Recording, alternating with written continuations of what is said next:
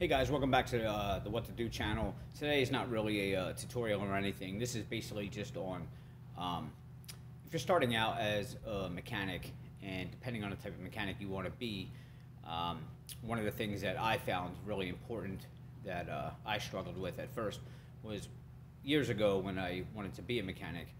I thought it would come quite easy, quite natural, because growing up with my brothers taking starters out of cars, transmissions, alternators, water pumps, it was easy to take something apart and put it back in. And a lot of people, not everybody, but most people can look at something and figure out how to take it off and put it back in. Now, depending on how experienced you are, it might take you longer than others, but working at a car dealer or something, it's a little bit more beneficial, right? So instead of fixing the transmission, it'd probably be better if you sold the transmission to somebody, and especially if you're making a commission, you're going to do very well.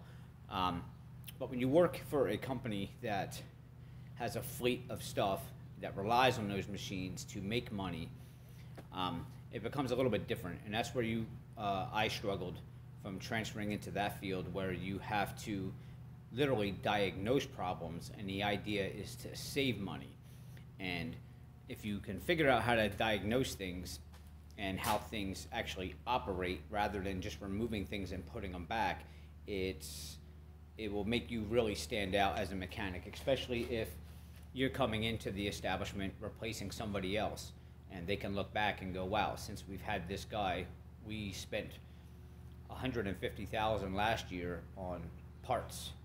And since we had this guy, we've only been averaging about $40,000 a year spending. And that all comes with being able to diagnose properly. Now, what I did was, I was really good at just taking stuff out and putting it back in, but I wasn't so good at diagnosing until I really just started sitting home at night. And actually any time that I had free time, I would watch videos on YouTube such as this and figure out how things actually work. And if you can figure out how things work and how things operate, you're going to be a much better mechanic. Okay, so we'll take, for example, I'm working on this project here. It's actually a sand rake that they use in the bunkers at a golf course. Now, the situation with this is it would run good on flat surfaces, but coming out of the bunkers or going up hills, it would struggle. Now, years ago, I would say, okay, well, it needs a new pump. Let's rip the pump out and let's put the pump back in. That was simple to me. But diagnosing now, and this pump for this machine is about $2,000. And this is the pump that came out of there. Basically, this is your main pump. So I don't want to say it's easy. It was a task taking it out, but it's easier to remove it and just replace a new one, especially with the price of it. But being that I'm in a situation now where we need to save money and try to get this fixed without having to dish out $2,000, knowing how these operate and what to look for to fix these is now very crucial. And if you know what to look for on the inside of these, on the typical common problems that they have, you would know what to look for when you take this apart, put it back together, and save the company a lot of money. For example, this could just be a simple gasket inside, which is causing this to lose pressure, or there's a bad thrust bearing or something. So learning how to diagnose and what to look for in these pumps definitely is helpful in this line of work. And another example would be you take a diesel motor, which is much different than a gas motor, and understanding how diesel motors work. So if you have any experience with diesel motors, you know that in colder weather they're a little bit tougher to start in the morning, and that's because of quite a few reasons. They already use a thicker oil than regular automobiles, usually a 15W40. Now when it gets cold, that 15W40, which is already thick, gets even thicker, and the oil pump has to work even harder, and the starter has to work even harder to start the motor. Now, diesels have glow plugs, and if you have a bad glow plug, you're trying to start the machine. Years ago, I would say, okay, it has a bad glow plug, I need to replace it. But now, knowing what the glow plug actually does and how a diesel motor operates, I can still get that machine started even though it has a bad glow plug without actually having to replace it, just in case they need to use that machine immediately. So there's tips and tricks to starting diesels with bad glow plugs. I won't get into too much detail with that now, but basically those cylinders need to generate heat before that machine's actually going to start. So if you have a weak battery, the motor is not moving fast enough. There's not enough amps moving to generate that heat to cause that machine to fire. So you're going to want to put a battery charger hooked up to it, put it on jump start, and you want to crank it. Now the more you crank that diesel motor over, the more heat it's going to generate, and eventually it will start. So you can get it started without the glow plug. But you wouldn't know that if you didn't learn how diesel motors operate. Basically, if you didn't know that, you would have to tell your establishment, well, it needs a glow plug, we can't use it, because you didn't know how it worked and you weren't able to get it started. Now, if you take a fuel pump, for example, and let's say you have a machine that is not getting fuel and the fuel pump is bad, but that machine needs to be working immediately. So you're in a situation where you can't just take the pump out and put it back in. A lot of people can do that. But if you understand how a fuel pump works, they actually have little DC motors inside of them.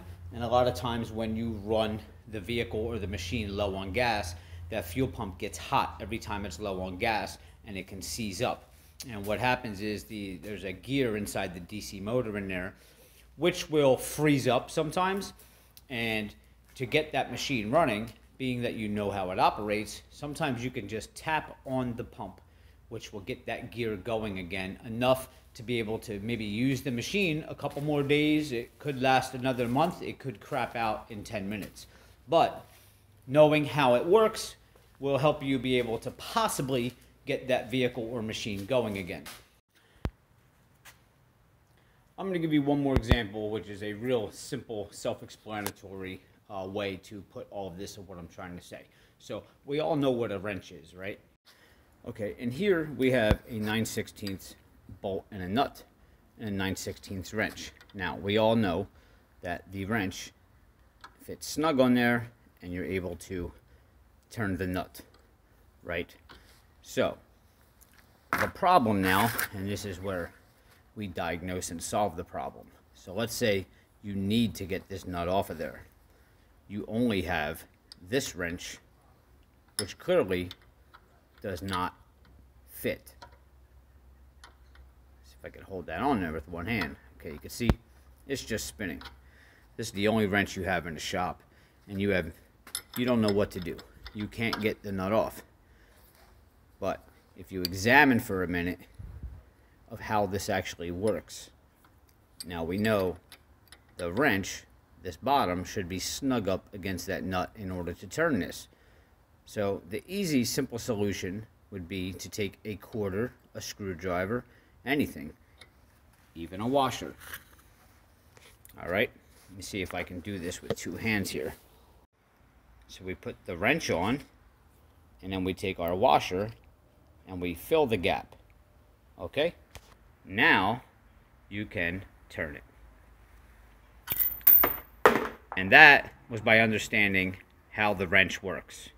That's just a simple way to put it. So the same thing's going to go towards everything, even stuff in regular everyday life that doesn't pertain to mechanics. It's just learning how things work is going to make you better. And if you're looking to be a mechanic, I definitely recommend is just watching tons of videos, and not just one video, because every mechanic does things differently. But watch a whole bunch of videos and just really absorb yourself with all this knowledge. It's going to save your company that you're working for a ton of money by you being able to diagnose things. And it's going to make your job a lot easier, because then you're not getting involved with such big projects.